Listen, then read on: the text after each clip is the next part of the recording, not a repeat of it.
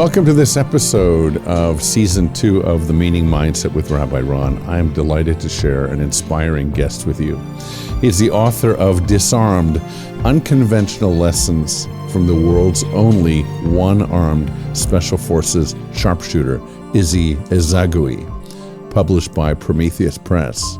Izzy's story is one of resilience and of inspiration and of determination. Izzy lost his arm in combat and then went back into combat to serve the Israel Defense Forces. Let's join Izzy in conversation. Izzy, welcome. I'm really appreciative of the fact that you're here. You were here a number of months ago when we were commemorating what happened in Israel on October 7th, and I was captivated by you and by your story and by the way that you articulated it. And then my daughter gave me your book, which I've really enjoyed reading. I want to talk a bit about the book and talk to you about your story and your insights. But the book, not only well titled, is beautifully, beautifully written. Before we talk about what you're most often interviewed about, which is what happened to you, how you became, so to speak, disarmed, talk about South Florida and your childhood. I mean, I know a little about it. I know enough, as much as you gave me in the book. But what do you think about that part of your life leads you to this part in your life today? Obviously, you had a childhood that was secular and then Orthodox. So, yeah. Well, for starters, I met you at a very interesting time in life. I think that speech that I gave was on October 6th or October 7th, yeah. And I was about to head to Israel so I could join my unit in Lebanon. If I'm not mistaken, that was exactly the timing right. on that. That was so the timing. We met at a very interesting time in life. Growing up in Miami, by the way, that's where I'm from, was also interesting. I grew up in a secular home. When I was like 8 years old, my parents sat me down in Aventura and they're like, hey, we're becoming Orthodox Jews now. I wasn't very excited about it and had nothing to do with the religion itself. I just really liked the non-kosher cereals and cartoons. And cartoons on Shabbat. That went away. But more importantly than both of those, I knew that my counterparts in the Jewish school system had extra hours of school every day and they had Sunday school. And I was already having a very hard time sitting still in class. So I figured that wouldn't bode well for me. And I was right. I switched schools. My grades suffered even further. I was like barely able to sit through a single class.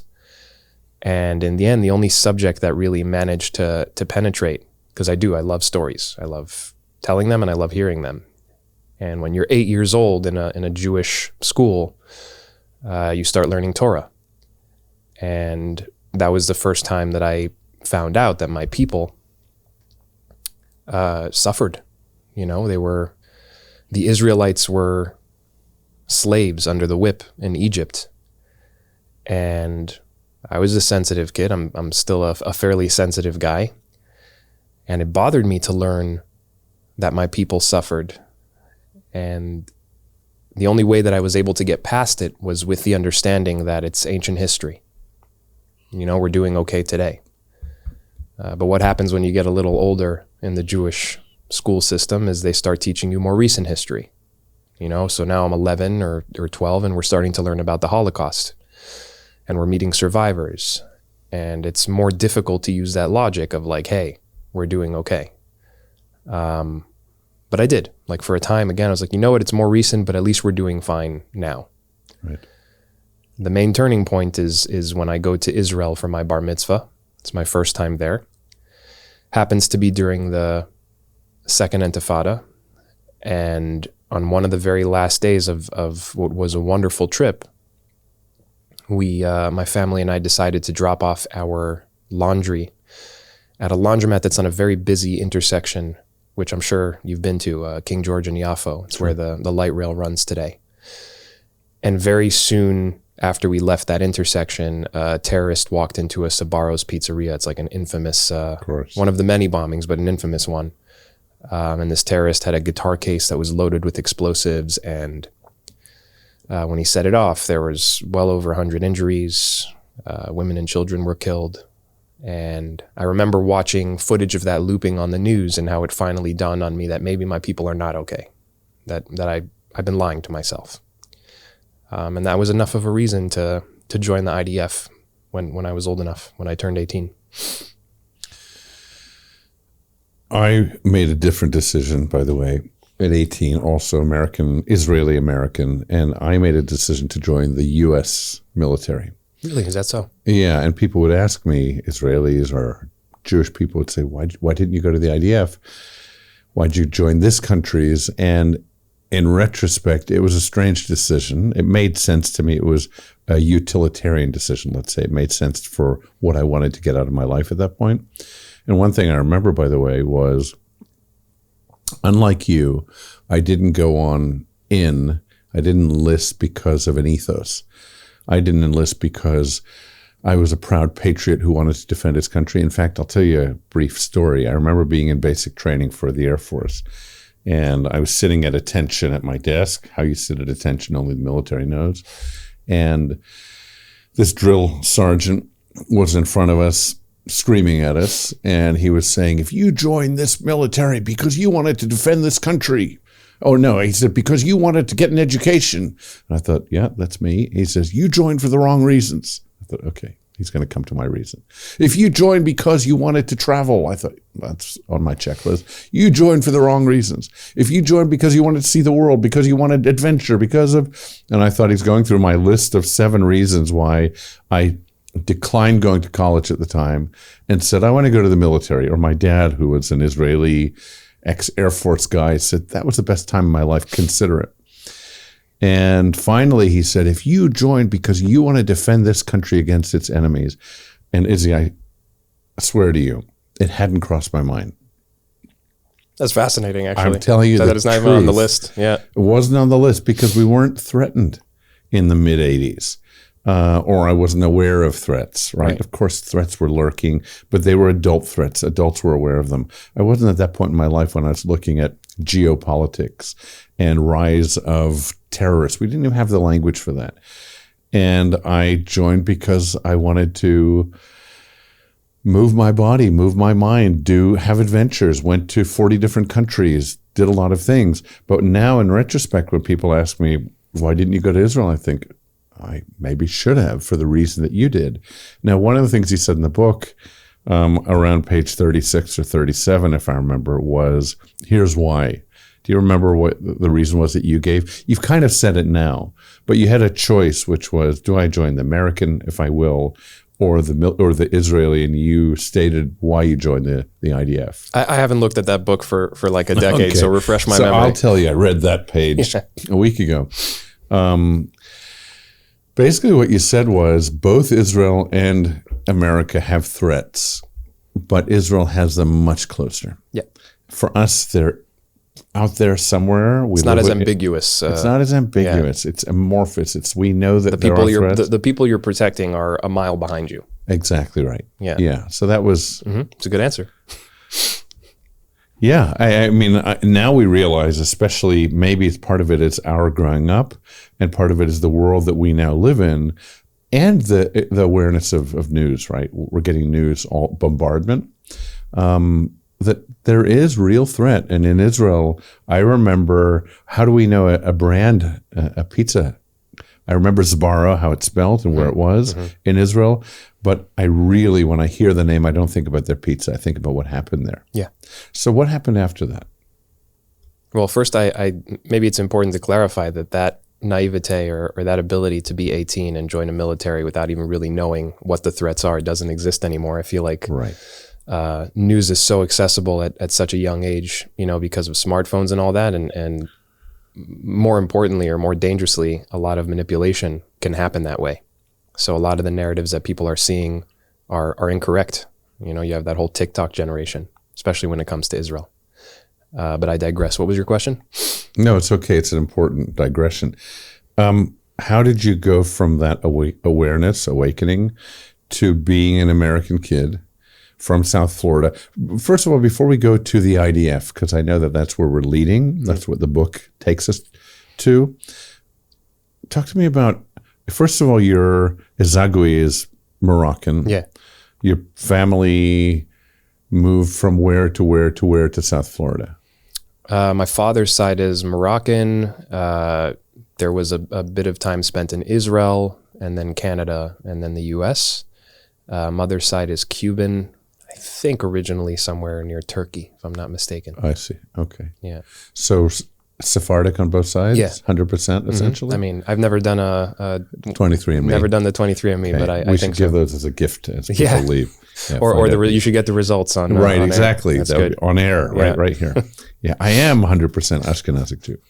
Yeah. By the way, I was in Lithuania very recently, and that is the heart of Ashkenaz, right? The Pale of Russia. And it was an amazing, amazing experience being there, not only coming to understand Lithuania today as much as you can in 10, 11 days, and that was a lot, but also looking at the history of what was. And when you talk about the fact that our people aren't just the people of the Passover Haggadah, which is we were once slaves in Egypt, it's easy to have a kid's version of that says, oh, but that was thousands of years ago, and who knows what really happened. It was so long ago. But you're saying there was then a Holocaust. But what I realize in my understanding of the world, Jewish life, history, is the Holocaust didn't come out of nowhere, right? It's not like we had slavery 2,500 years ago and then we had a Holocaust in the 20th century. We had a continuum of Jew hatred that was fomented by different forces in the world that served certain narratives in the world and ultimately was damaging, devastating to us. So now I want to go back to the question, which was, how did you go from South Florida and where you were in your life, just as I was, making the decision to enlist and to go to Israel? I mean, it was ideological back then. I was naive. I was a kid, and it seemed like the most direct route towards preventing all of those horrible atrocities from happening again. And I don't say that in a bad way. Like, that naivete is something that maybe has gone away to some degree, or at least did leading up to October 7th, which is a whole other story. The fact that I had retired from the reserves and kind of had to fight my way back in. But there was something pure in the decision when I was 18 to emulate the soldiers that I had met on Birthright, a few of which were lone soldiers, one of them from Sweden. And I was like, oh, wait, you could do that? You could just go protect these people that keep going through these horrible things. Like, we have an army now. We have Maccabees again. It was just such an obvious decision. There was no real evolution. It was just like that. I want to do that. But you were a particular kind of 18-year-old, right? I mean, think about the 18-year-old who says, I want to go down the line that leads me toward a certain kind of success, meaning I want the car, the house, the cash, and therefore I'm going to get good grades in this and good grades in that and go to that college and pursue or go into business. But you were already thinking big thoughts, which is, I have a responsibility to my people. That's a big idea. You're being far too generous. People. Well, You're I'm being far reading too your generous. story Yeah. to you. I mean, as I see it. Yeah, I don't think it was that thoughtful. I think it was just a kid who was like, A, Z. Like, this is the obvious track. Did I want to make money? I was very hungry to like succeed in life, but I was going to live forever. And obviously I wasn't going to get hurt. And like, these are things that happen to other people. It was just like, no, I'm going to go surf for a few years. I'll do my part.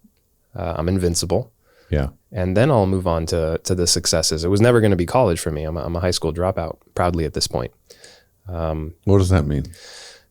When you've made it to 36 and you're doing all right and you have a solid job and, you know, I've written books and speak around the country, the diploma means it almost undoes that. Like, I'm happy that I didn't finish. It's I think we're learning more and more that dropping out of school, especially, which is a whole separate conversation, what higher education has become and the indoctrination that happens there. I don't necessarily see it as a blemish that I didn't finish high school or don't have a piece of paper. Sure. I've managed to do some good without it. Yeah, absolutely. So back to, I want to ask you a question about your choices. You're telling a story of things that happened to you. You have evidence when people meet you that something has happened in your life. How do you connect that to people's reality who haven't experienced that kind of adversity or, you know, shock to their entire being? How do you connect particularly? I'm sure you speak to younger people. Do you tell your stories at schools? Yeah, well, what I've found, regardless of the audience, the age, demographic where they've been, is the fact that everybody does carry some kind of scar. I think it would be inaccurate to frame it as unusual. I mean, the fact that it's visible, maybe. Right. But who's walking around that hasn't gone through some kind of trauma that's carrying a scar that's invisible? Right. Cancer, divorce, losing a parent. Struggles. Struggles. Everybody has them, and that no longer surprises me. Like, I don't walk around thinking, oh, that person has somehow made it to this stage unscathed. No. There's no such thing. And I completely agree with you. Tell me your story in terms of the essence of this book. Well, again, I haven't looked at it in a long time. Yeah. So, well, let me not reference the book. Tell me what happened in Operation Cast Lead. So that was shortly after my unit had finished training, had freshly learned Hebrew, could even fake the accent pretty well, could sound Israeli back then. Now, maybe not so much. And my unit was sent home for our final weekend leave before we were going to be activated. And that's the weekend that Operation Cast Lead became a thing. It was the first of the many Gaza wars that have happened since, or operations, if you want to get technical. And yeah, my unit was sent straight to that border. We were outside for about 2.5 weeks. I understood afterwards that it was actually more dangerous outside than in for the soldiers, because all of those hundreds of rockets that were falling were actually falling. There was no Iron Dome back then. It was still in development. So every rocket that went up also came back down. And after 2.5 weeks, I was hit directly by one of those mortars. It landed 1/2 foot away from me, where I was sitting in my tent right before my first entry into Gaza. It was supposed to be my first entry into Gaza. So you, to your person, was hit? Yes. Obviously. Yeah. What's the size, just so we have a concept of what 120 millimeters. I can't show you with both hands. Yeah. That's a little joke. But yeah, a fairly large rocket with a extensive kill radius. So the fact that it landed 1/2 foot away from me and I'm still here is a miracle. So it exploded. Oh yeah, that one exploded. Another one exploded 10 meters away. As I was walking myself to the bomb shelter, other rockets were falling. It was chaos. My friends found helmets that were split in half, military helmets, 30, 40 meters away. So the fact that no one died and we only had, I say only, but 4 injuries that came out of it, is quite the miracle. Who are some of the guys? I'm asking you because I think you paint a beautiful picture of the chevra, I'll say, the guys who were with you in combat, and these characters that you were surrounded with in your military days. Describe some of them to us. Well, I could describe them by way of their actions. I think that's the most effective path. And there's a weird resonance with something that happened this week, which I'll end with on that point. But all 4 of us decided that we were going to go back to service, which, I mean, is so Israeli and so unique to this group of people for some reason, these Spartans. I had a friend who was hit in the stomach with shrapnel.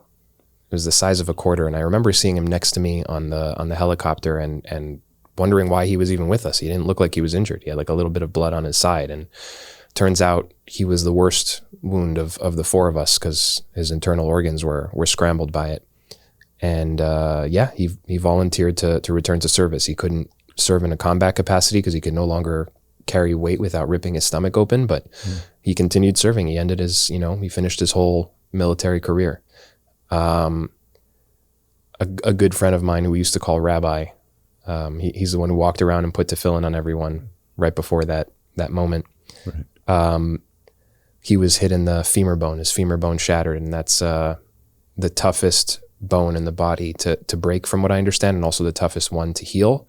And within 7 months, he was back in combat, which I don't even understand the logistics of that. And my favorite is Roger, who's a French immigrant who was the light machine gunner. He walks around with like it's called a light machine gunner. It's very heavy.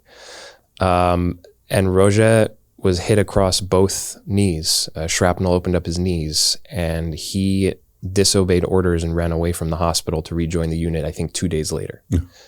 And there's a weird, and I returned as well. It took a little longer. But there's a weird parallel with something that happened with the 4 hostages who were saved / released last week. A Gamberger, one of them, where I think these 4 girls have all requested to continue their service. They all want to continue what they were doing before over 300 days in captivity, which is just mind-blowing. That's like a next level of heroism that these girls still want to serve. Yeah, we don't really understand human beings, what we're capable of. I find one of the released hostages, a man in his 80s, or he was 80, is 80, you may have heard, was in a 6x6 room for over 400 days. And one of the things that I learned about him recently was that he made a decision. He wasn't going to be beaten by this captivity, no matter how long it was. And one question that I don't know, I haven't heard an answer to was, are they aware of days and nights? Are they counting? Do they know when they reached a year? Do they know how long it was? But regardless, he decided to do high math every day to sharpen his brain. Words I've never said. I'm not a math guy. He also measured the tiles on the floor in that 6x6 room and decided that every day he would walk 4 miles. And again, I just look at that, I go, okay, we have words for that. We have remarkable and heroic and exemplary, but it's human choices. And sometimes we wonder, certainly I wonder, seeing people in all different states of illness as I do, people getting diagnoses as often as I hear that, do we have, what kind of strength do we have in us? And what I'm often just blown away by is human capacity, human resilience. You're a great example of that. Somebody who says, I didn't know I had this strength until I needed to exert it. I think that's probably a subtitle of your story. I mean, we're mixing apples and oranges here, though. What these hostages have gone through, and there's no like singular answer to this, because all of them were held in different situations. Correct. Some in tunnels, some in homes, some as slaves essentially. I suppose the one unifying factor of those who did make it back was that mental toughness and that ability to find their own version of doing math or walking in tiles. Like Andre, who was saved along with Noah Argamani earlier on, that like that crazy operation that happened, as he's become a friend. And, he was held in a house, and they would have them cook dinner.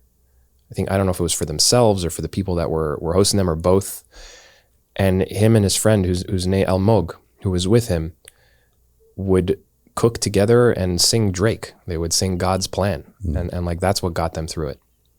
And now Andre's like dying to figure out how to find Drake and get a hold of Drake to like, not far from here, commiserate over that. Yeah. But yeah, everybody had their own and has their own way of surviving, but there's no comparison. Like I was in Gaza at the same time as Andre, and we were having totally different experiences. Yeah.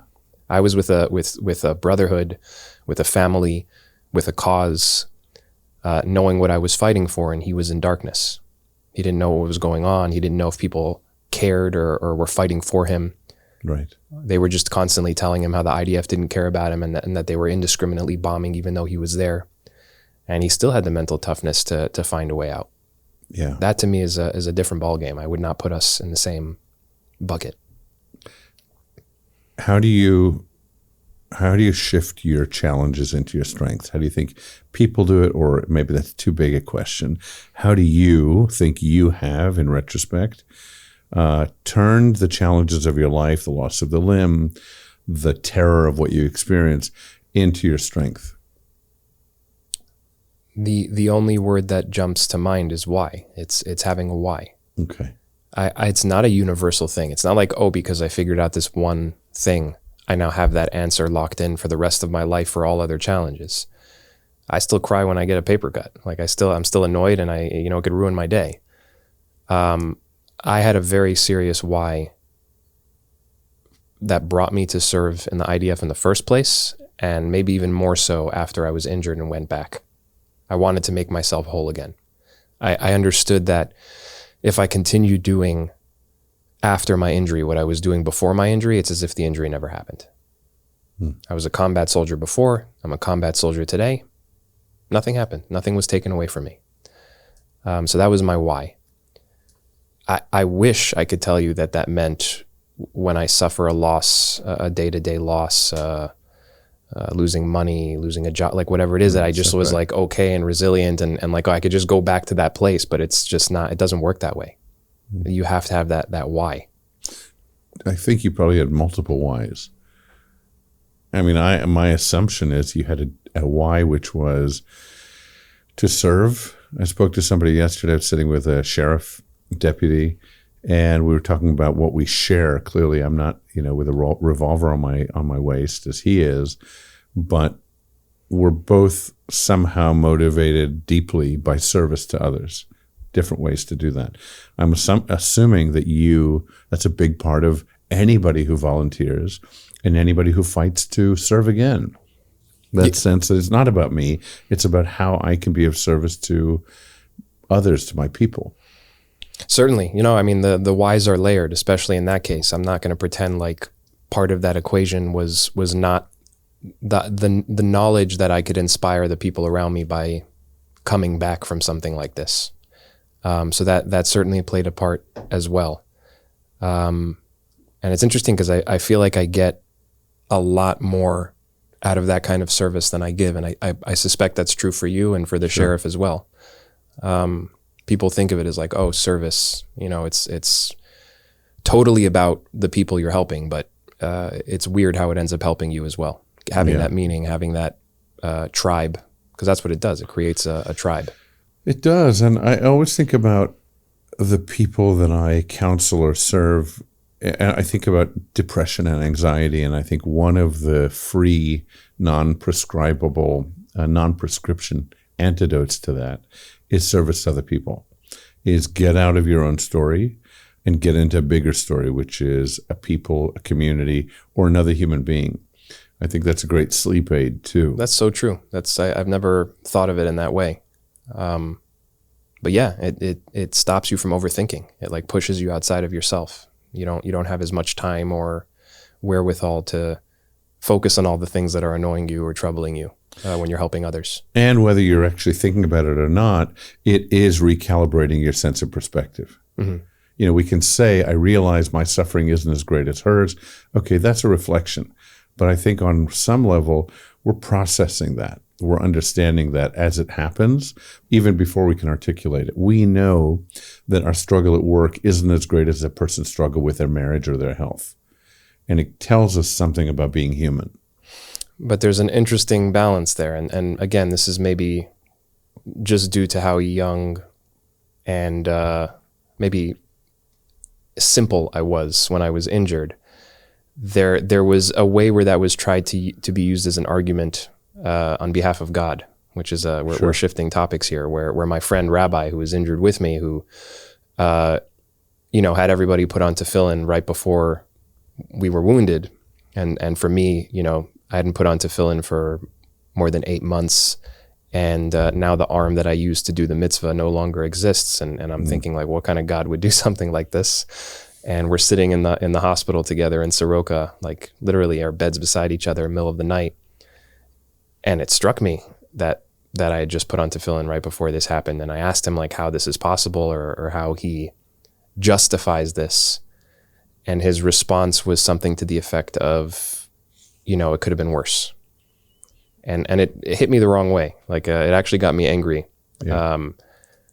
Because you could say that about anything, right? It could always be worse. You could have lost 2 arms. And if you lost 2 arms, you could have lost two arms and a leg, et cetera, et cetera. And there's always somebody who has it worse. So, and it's weird because that almost pushed me away from God. Right? I shouldn't say almost, it did. It almost created a disbelief in God, which is maybe a touchy subject, but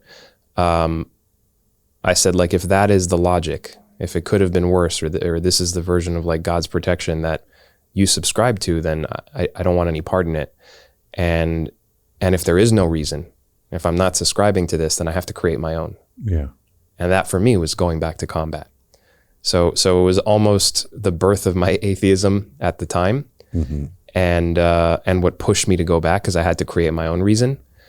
And it's interesting how that's evolved, because we're talking about, I don't know, 15 years ago at this point, from atheism to agnosticism to some version of karma to do good and the universe will bring you good. And that's kind of where I've landed, at least in this current evolution. I love that idea of like, just be a good person. Right. Do good and the universe will bring you good. And if you want to call that God, it doesn't bother me the way it would have when I was lying in that bed. Yeah. By the way, I'm not offended by any of it. Not that you're asking if I am. But you said there's a certain sensitivity around this. Yeah, there is. There are people who are going to listen and go, ooh, what's he going to say now about that's going to somehow challenge my beliefs?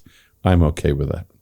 I think we all have to evolve in our understandings of our lives, our purpose, whatever we understand God to be. One of the things that I remember in that section of your story in the book was he struggled for an answer, as he should have, your friend, Rabbi, as he called him. And what he said, if I'm right, was, well, you lost an arm, but that means you're still alive and well, and therefore there's a reason. God wanted you to still be on the planet, essentially. I'm not saying he's wrong. He might be right. Right? We don't know yet. At some point, I could look at your story and say he was absolutely right. Whether it's from a religious perspective or just an observant one, which is, observing your life, I'd say you're here for a purpose. I happen to be somebody who believes that if you're alive and have a pulse right now, you're here for a purpose. To me, that's God-oriented, but it could just be whatever we understand it to be. I don't think God is so concerned with this conversation. That's my own view. I think God, as I understand God, and I struggle even talking about things in the name of God, because who am I to say, wants us to do good and be good and make a difference in this world. That's my understanding. So, and the tefillin, by the way, I was thinking, I might have smiled a little when you said tefillin. When somebody says, well, what are tefillin? Because somebody's watching who says, what did he just say? Is that a Chinese food? And tefillin, we translate with the worst translation. We call it phylacteries. Yeah. What the heck? I still don't understand the genesis or the etymology of that. No idea. I don't either. I think we need AI to say tefillin. Oh, throw it in ChatGPT. We'll get an answer. Right, we should. Yeah. Now explain it to a 5-year-old. Oh, it's the little box with leather straps that Jewish men, typically women also, by the way, put on their arms in certain ways to create certain symbols, and between their eyes and over their chests. And there's important scrolls in the little box. Important prayer scrolls. Yeah. So to me, by the way, what he might have been doing to you is saying, you need to do this because you're a Jew. Okay, one answer. He might have been doing it to say, in a time of chaos, we need ritual. Ritual is something that steadies us and gives us a sense that life has meaning and purpose. And doing this exactly 7 times, and then creating this exact shape over that finger and configuration does give us a sense of, okay, life makes sense in this moment. He might have also said through that, I need to give you every tool in my handbook of knowledge, which is, we can say these words, Shema Yisrael, before we go into battle. We can have these thoughts. We can be prepared with our weaponry and our training, but there's a spiritual component to the human being. And that's what maybe he or we might try to address in those moments. I actually might add to that just one sentiment, and this is coming from somebody who has had an interesting path to where he is now when it comes to God, is I don't even know if it might be even more important to have those rituals not during times of chaos. It's when things are quiet and we forget where we came from and what tends to happen to us, that those rituals are most important. So it shouldn't just be on the battlefield. It shouldn't just be before danger or when things are at their most chaotic. We have to remember who we are when we're just living a regular quiet life too. Yeah. And those rituals which is something that speaks to me, even if I don't put on tefillin myself. And I think halachically, I don't even have to. I think I'm absolved of that specific task. I think it's important to have those rituals because they also tie you to the community, and you're supposed to do it together with 10 men or women or whoever's Right. putting them on. And that is the part of religion I think that speaks to me more than any other, is the traditional aspect. And I'm not great at it. I don't show up to synagogue a lot unless I'm giving a speech or it's a high holiday and someone, insists that I come. But almost any time that I go, I'm glad that I did. And I should probably be better at it. Not because of God. You can do good, and the universe will do good outside of the synagogue and outside of the rituals, but it is underappreciated what it does as far as bonding you to your identity and where you came from and who you're with now. Yeah, I agree with you. Since we're on the subject, I think about that idea a lot, which is, do we need these things only in the times of trouble? No, we need them in the times of ease. Maybe more so. Absolutely. Yeah. I also think we need to build, just as anybody who does training does, build a certain strength to where when we need them, when life is more challenging, we have the capacities. The movement of putting tefillin on, I think is really powerful, just because it's physicalizing an idea. And anytime we do that, I think that's powerful. It's experiential. Instead of going to a lecture, I think that about tourism. When somebody says, okay, stand here and stare at a wall, and I'm going to tell you the history, it's far less interesting than engage in an archaeological dig or climb on the wall or somehow get yourself engaged with it. So that's what I like about that. And aren't there also practical uses? I remember something's coming to me about like the Yom Kippur War, where soldiers came out of their tanks to put on the tefillin, and the enemy like ran away because they're like, what is this new crazy weapon that they're wearing? I'm pretty sure I remember a story. So it also has practical uses on the battlefield. Yeah, good. So hopefully somebody writes a comment, tells us about that. Yes. Maybe. What about purpose? You talked about having your why, and that's something that really resonates with me, presumably not just readers of Simon Sinek, but I think about that a lot. He gave the world, certainly me, a language for arriving at understanding of why we do things successfully, better or worse than other things. Talk to me about your why that came out of this, not just today, but you were a uniformed, weapon-carrying soldier. How does that why shift when you leave all that and you've got to kind of work at who am I in the world in tennis shoes and jeans? I mean, I think it's something that's constantly evolving. I don't think you ever get there. The why changes, you change, they change together. They're layered. There's micro, there's macro. You have to put thought into that. Or maybe some people don't. Maybe there are people who are blessed with the ability to just like fish on a lake and drink beer and to feel content. And then there are people who are maybe a little tortured by their own mind. Right. And I think I fall into the latter category. And I'm not insinuating that I'm smart in any way. In fact, I feel like I often smell things burning in there when I think. But I think I'm constantly thinking about things, mostly to my detriment. And a big part of that equation is trying to figure out what my current why is. Yeah. Over the last 15 years, it's mostly been Israel. It's mostly been to some degree doing my best to protect the Jewish people, whether it's on the battlefield or on a college campus where I'm being called a terrorist by a Jewish protester. In writings, I've been working on Jewish horror movies. That's kind of where I've turned my attention to as far as writing goes. I just love stories, and maybe it's more for myself. Maybe it's internal. I'm trying to figure things out, and telling a story is the right medium for that. There was something I read this last week or saw, and I remember it was a memorial service, and there was a woman called Amanda McBroom, and she wrote many songs, but one is called The Rose, maybe her iconic song. It was in a Bette Midler movie called The Rose. Gorgeous song. Beautiful, beautiful lyrics. And she said about that song, she said, I wrote that for myself. So There's nothing wrong with saying I need to serve my own needs. I think every artist does that to some degree. Oh, for sure. They're not thinking about the buyer of the piece of art. They say, I need to express this to be fully me in this moment of my life. There's something that I'm neglecting. People are looking at you and hearing you and saying, well, hold on, you went back into combat. Well, how do you do that with missing, most of an arm? Yeah, I think I'm still trying to figure that out myself. It would be one thing if I was that like cliche American sniper type character, like the big scary Sure. Navy SEAL, but that's so not me. I'm just like a Jewish nerd from Miami. Not particularly large in stature. I'm not covered in muscles, so I don't know. I suppose it's mostly just willpower.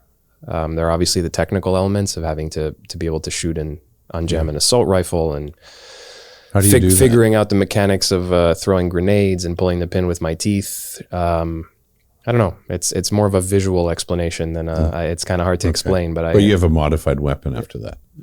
Yeah, it's not as modified as you might think. The weapon itself tends to be helpful for somebody who's missing a limb. I use the micro tavor, which is an Israeli-made weapon where the mag sits in the rear of the weapon, so all of the weight leans back as opposed to forward on an M16. It's just easier to hold with one arm. It's a heavier weapon, which means there's less kickback. There are a few little modifications on it that certainly make it easier to manipulate with one arm. But I was also just blessed as a pretty decent marksman. All those video games I was playing on Xbox when I was a kid, led to good hand-eye coordination. So still a very good shot. I've had to prove that a few times over the last year. But yeah, I don't really know the science behind. I don't even know if it's that technically difficult to be a soldier with one arm. It's more about the red tape you have to cross. That was the real battle for me, is getting the Israeli government and the higher ups and the generals and medical officers to stop asking me to dance for them and prove that I could do it, and eventually just like give me that check mark. That was the real victory. You talk about your relationship with Yoav Gallant. He's a great example. Yeah, I mean, I owe him a huge debt of gratitude. Without his willingness to risk his own career, essentially, by having this guy who, if he got injured or injured somebody else, would fall on him.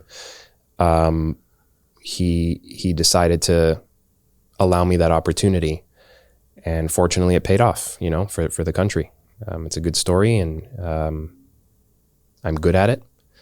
And it's interesting. I spent a couple of months in Gaza after the 7th, and you spend a lot of time passing other platoons of soldiers. You'll have two rows of soldiers walking in one direction, another suddenly, it's like ships passing in the night. It's crazy. In the fog, suddenly there's a whole group of soldiers.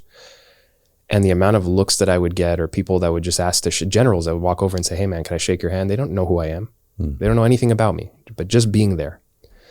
And what's fascinating to me is I feel the exact same way about every single one of them. Those are my heroes. And I was worried. It's interesting, post October 7th, the couple of days before I flew out there, it felt like the world had ended.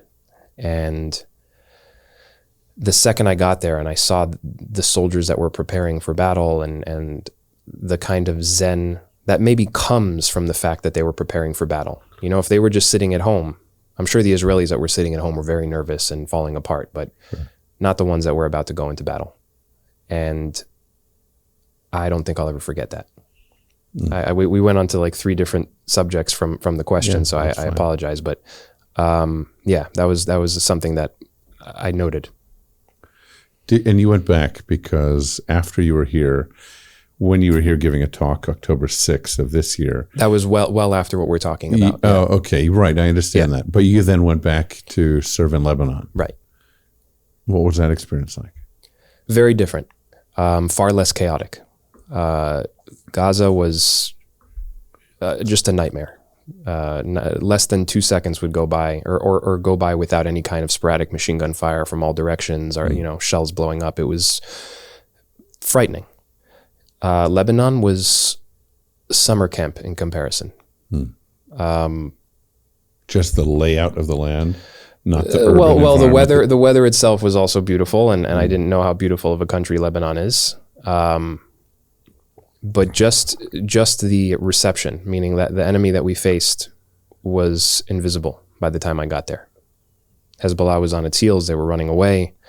There were still plenty of rockets exploding overhead, and they had spread the Iron Dome further into Lebanon to where we were to protect us from rockets that were. Wow. I mean, I was close enough where I could see the material on the rocket glinting as it exploded above my head. Like that's, but it was not scary. And that should say something coming from somebody who's been hit by one of those rockets. Right. And a decent amount of that time was spent underground in the terror tunnels. We blew up a few large tunnels. I read a book called Resilience by Eric Greitens. I don't know if you're familiar with it, Navy SEAL. And he's writing a letter, essentially. The whole book is to a comrade from the military, from the SEAL unit. And basically, he's looking at a guy who left the service, as many do, especially that kind of intensity of warfare. And he ends up basically sitting on a crate in his backyard, just killing himself with alcohol. And what he's doing in the book, you might want to read it at some point or listen to it. I listened to it and then I went back to read it, is he's trying to give him philosophy, ideas, thoughts on why he needs to be in this world rather than take himself out. But one thing that really struck me about it is that there is this incredible intensity to purpose and identity and community, camaraderie. It's like being on an NFL team. You have a singular purpose. Each person has a different role when you're in a combat unit like SEALs or like yours. And then you come out and you put your jeans and your tennis shoes on, and especially veterans coming back to America that doesn't have the same relationship. That's a huge component. It is. And veterans, people don't see you anymore. You're suddenly invisible. Yeah. Yeah. What do you make of that? I mean, I think there are statistics about how much more PTSD there is in the U.S. in comparison to Israel. And obviously a big part of that is what you're explaining, which is you come back to the U.S., you take your uniform off, and something like 90% of the population has never met a soldier, or, right. Has no connection to the military, military families, any of that. Like, it's such a small part of the population that has any connection to that, as opposed to Israel, where literally everyone's father or brother or cousin or nephew has served. Everybody knows somebody who's passed away or been injured. And for me, that poses an even weirder parallel, because I have a blend of both of those worlds. I go there and I serve and I have and then I come back to the US where even less people have any connection to it. And there was a weird dissonance from flying from LA, where like one day I was a retired, just a guy sitting at a cafe with his dog, writing a movie, to the next day I'm, walking through a war-torn piece of land in the Middle East, to back to Rodeo Drive and Erewhon, to back to war, and I still have not necessarily put those two pieces together. There's certainly something there. Yeah. It's just something that we're missing in this country. I mean, it is a deficit. I'm not saying war. I'm not saying service. Doesn't have to be service. war. So let's talk about service, because that's kind of the piece. I think this country would benefit massively from having some kind of national service for 2 years before college, 18 to 20. I've always thought that it would be good for the country, and it would be good for the population, which is it's one and the same thing. It's the other sides of the same coin. Kids show up to college here. They have no idea what they want to do. Right. Still immature. I've had no responsibility, easily manipulated. By the time an Israeli shows up to college, they've most likely led a squad through, into combat, had serious responsibility.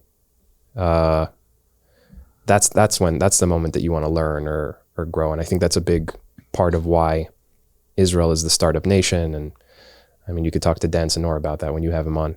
Right. But there's a reason why it's such a successful country economically.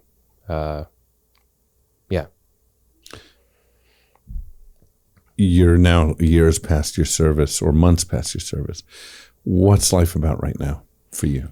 Well, What's between exciting you? services, I Oh, learned. are you? I learned my mistake. I signed Okay. on for another 10 years. I'm no longer retired, so I see. we were supposed to go back, or we were going to be called up in April. For whatever reason, they pushed that off till August. So I think that'll be the next time that I have to put on a uniform. Yeah, life goes on. Back to sitting at the cafe with the dog and writing. And What are you writing? Screenplays? yeah, no, I'm about to start a little social media campaign. Okay. I've been very hesitant to do so, and don't particularly like the attention, but I understand the power behind it and the good that it can do for Israel and maybe just for people who could use the boost of inspiration. So I've decided to bite the bullet, and I'm going to focus some of my creative energies on building that campaign. What's the essence of it? Resilience. Yeah. You know, if there's enough of the Navy SEAL grit style guys out there, I have yet to see somebody who's just a Jewish nerd who could look you in the eyes and say, look, if I can do this, you could do anything. So I would say that's the essence. You mentioned before the power, again, going back to religion, of community, of showing up for each other. I think a lot of that is we need to bump shoulders with people. We need to be in the same environment as other people. And we're more and more atomized in society. We get in our car, we go to our apartment or our house, we close the garage door. We go days without even interacting with somebody. Right, and we think that the phone is real interaction. It's not. It doesn't have a human smell component. We're missing something. We are. Yeah. And I think part of what we're missing is we're all exemplars to each other. We're all teachers to each other. Even the people who are struggling, failing, falling, getting up again over and over again, whatever it is, people need to meet each other. And maybe that happens at Erewhon when you're sitting and writing. It could be. So, not as much as it should be. No, so we need to, especially now, I think we need to fight against the social mediaization of life, right? Everything has become about what you do on a device. But I think it's a really important impulse, especially for young parents to think about. It's not a good enough substitute for community. And it has been. That's what we're using it as. That social media bubble, watching videos on YouTube for hours. And that maybe brings us back to the components of religion, and we could talk specifically about Judaism, where just having that community that you could see every Saturday or Friday night or weekday morning when you put on your phylacteries, it's important. And by the way, I'm failing at it. I do go days without talking to people. And then I wonder why that muscle atrophies and I feel like I can't hold a conversation. So yeah, I mean, I could comfortably say that's something that I'm failing at. You've written a really good book. I just want to reemphasize, it's really good. You're so close to it because you wrote it and now some time has gone by, so you might not remember how well written it is. There's maybe a missing appendix, or not appendix, an additional chapter at the end. What would it be about now? Oh, it would have to be about post-October 7th. And maybe the focal point would be not letting your guard down. Another question that brings me to the beginning of our conversation, as you put it, kind of nerdy kid growing up in Miami. You talk about ADHD, you talk about your struggles in school. You're sitting in Erewhon Market opposite that kid. What do you say to him? He's struggling with, who am I? What do I do with my life? I don't fit into the norms of what everybody else seems to be doing successfully around me. What would you say to him or her? I'm trying to even frame it as what would I tell my younger self if I saw him sitting there? It's even more personal. I find a community. Be a part of a people. That's something. And again, I'm failing at now, which I spend a lot of time protecting a people that I don't really associate with on a day-to-day level. It's an interesting hybrid. So I would say find a community. I did do that when I was 18, right? I joined the military. I had my brothers. But even them, I'm not very good at staying in touch with. I don't talk to a lot of the original gang. I haven't spoken to Rabbi in over a decade. So that would be my biggest piece of advice is find your actual physical place in life where you're surrounded by your tribe. Yeah, great. Anything else? Thank you for having me on. Pleasure. Thanks for coming in. This season is produced and edited by Jonah Lee Paz. Content editing by Bronwyn Lee Paz. Musical theme by Amutz Plesner. Logo art by Janice Rodnunski. Graphic design by Gusta Lipaz. Social media management by Morgan Shanahan and Sophie Bergeron. The Meaning Mindset with Rabbi Ron is hosted by Rabbi Ron Lipaz. Find us wherever you find your podcasts.